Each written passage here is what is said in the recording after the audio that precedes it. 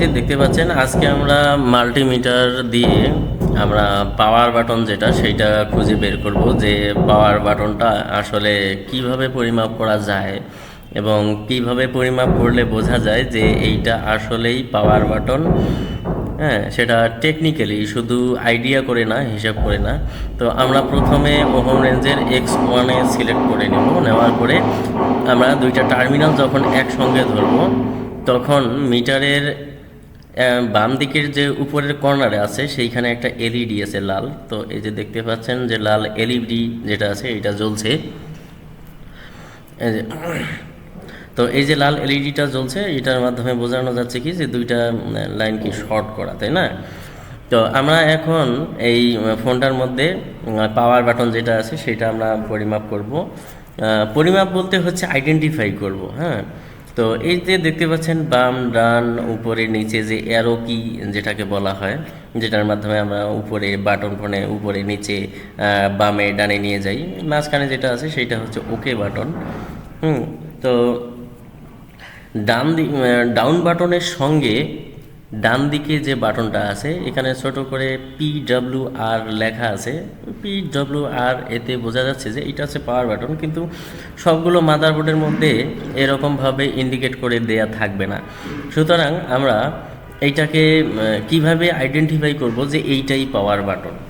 হ্যাঁ, এইটার মধ্যে মার্ক করে লেখা আছে, কিন্তু অন্য কোনো মাদারবোর্ড তো আসতে পারে যে মাদারবোর্ডটার মধ্যে আমরা খুঁজে পাবো না যে আসলে পাওয়ার বাটন এটা কোনটা। তো আমরা পাওয়ার বাটনের নেগেটিভ প্রান্তে নেগেটিভ ধরবো এবং মাদারবোর্ডের আদার্স যে নেগেটিভ পয়েন্টগুলো আছে আমরা সেইখানে ধরবো। ধরার সঙ্গে সঙ্গে দেখেন লাল বাতি জ্বলছে। এই যে দেখছেন লাল বাতি জ্বলছে, প্লাস মিটারের যে কাঁটাটা আছে সেইটাও দৌড়াচ্ছে, মানে একটা মান শো করছে এবং এই যে লাল বাতি জ্বলছে। তো এইটাকে বলা হয় কি, এইটাকে বলা হয় ডেড শট বা ডেড বুট শট বলা হয়, যেটা শুধুমাত্র পাওয়ার বাটনে দেখাবে, আদার্স অন্য কোনো বাটনের মধ্যে দেখাবে না। সুতরাং এইভাবে আমরা দেখতে পারি যে এটাকে পাওয়ার বাটন আমরা কিভাবে আইডেন্টিফাই করব বা বুঝতে পারবো যে এইটাই পাওয়ার বাটন। যদি লেখা না থাকে, লেখা থাকলে তো ভালো কথা, কিন্তু তারপরেও আমরা যেহেতু টেকনিশিয়ান, সো টেকনিশিয়ানের মতো করেই আমাদের বের করতে হবে যে আসলে পাওয়ার বাটনটা কিভাবে আইডেন্টিফাই করা যায়। আমরা এখন অন্যভাবে যদি পরীক্ষা করি, এই যে এইখান থেকে দেখেন যে এই যে আমরা পাওয়ার বাটন যেটা আছে এই পাওয়ার বাটনটা প্লাস তার সঙ্গে একটা ছোট পয়েন্ট আছে, এই পয়েন্টের মধ্যে নেগেটিভে ধরলাম, এইখানে নেগেটিভে ধরলাম, দেখেন জ্বলছে পাওয়ার বাটনের সঙ্গে। আমরা সেই সাথে যদি অন্য বাটনের মধ্যে ধরি, দেখতে পাচ্ছেন যে অন্য বাটনের মধ্যে আর কিন্তু লাল বাতিটা জ্বলছে না। তার কারণ হচ্ছে যে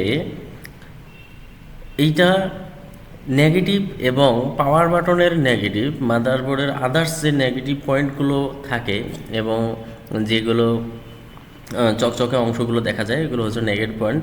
তো অন্য কোনো বাটনের সঙ্গে আর এই নেগেটিভ বাটনটা সংযোগ থাকবে না, হবে না।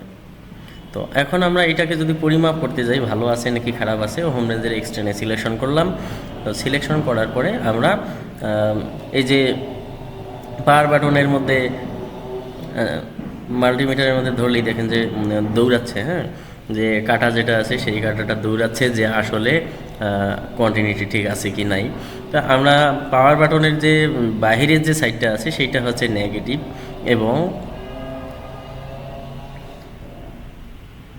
ভিতরের যে দিকটা আছে সেইটা হচ্ছে পজিটিভ। তো আমরা পজিটিভের মধ্যে পজিটিভ বা লাল যে কানেক্টিং ওয়্যারটা আছে আমরা কানেক্টিং নবটা ওইখানে ধরবো, মাইনাসটা মাইনাসে থাকবে, প্লাসটা মাঝখানে দেবো। দেওয়ার পর মান দেখাচ্ছে না, তার কারণ হচ্ছে এইভাবে আমরা পরিমাপ করব, মান দেখাচ্ছে না। এটা নিয়ে পরবর্তীতে ভিডিও পাবেন।